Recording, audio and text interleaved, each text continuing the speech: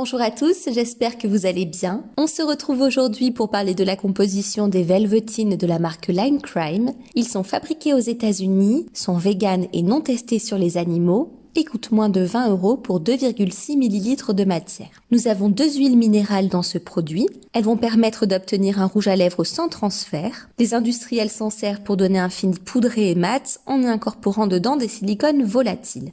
En voici d'ailleurs un, le cyclopentasiloxane, qui va donner un toucher doux et non gras au produit. Cet actif est très surveillé puisqu'il est persistant et bioaccumulable. On a d'autres silicones qui vont améliorer la tenue du rouge à lèvres et le rendre résistant à l'eau. On a une cire synthétique qui est utilisée pour sa facilité à être dissoute dans une formule contenant des silicones. Le kaolin va être utilisé comme opacifiant, c'est une argile blanche. Le silicate diméthylsilylate permet d'avoir un produit fluide. On retrouve également dans la composition un arôme et de l'eau. Le benzylbenzoate et le cinnamale sont utilisés pour parfumer le mélange. Le BHT est employé comme antioxydant. Il causerait des dommages au niveau de la thyroïde chez le rat et on l'a aussi retrouvé dans l'environnement, donc il est persistant. C'est une substance à surveiller d'après l'ANSES. Il y a un filtre UV fortement suspecté d'être un perturbateur endocrinien. Des études ont été faites à ce sujet sur le rat et le poisson et il peut également provoquer des dermites de contact chez l'homme. Comme d'habitude, vous avez toutes mes sources dans la barre de description, n'hésitez pas à aller y jeter un coup d'œil. L'acétate de tocopherol est un dérivé de vitamine E plutôt stable. Son action sur la conservation est renforcée par le phénoxyéthanol et le caprylyl-glycol. Vous le savez peut-être, mais le phénoxyéthanol est un ingrédient controversé. Dans un produit de maquillage, cela ne me dérange pas spécialement d'en trouver, mais en revanche, je le fuis dans mes produits de soins. De toute façon, la majorité des soins que j'utilise sont bio et cet actif y est interdit.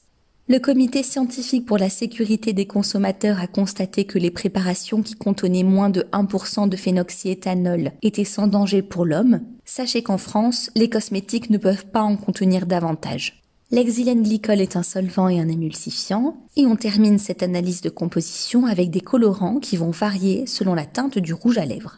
Qu'est-ce que je pense de ce produit en termes de composition ?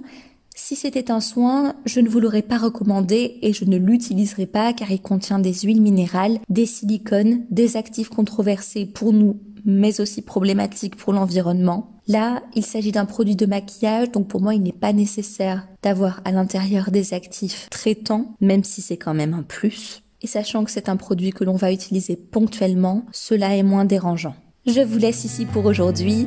Je vous remercie d'avoir regardé cette vidéo. Si elle vous a plu ou si vous avez des remarques à me faire, n'hésitez pas. L'espace commentaire est là pour ça. En attendant, je vous embrasse et je vous dis à très vite sur les réseaux sociaux, sur le blog. Salut!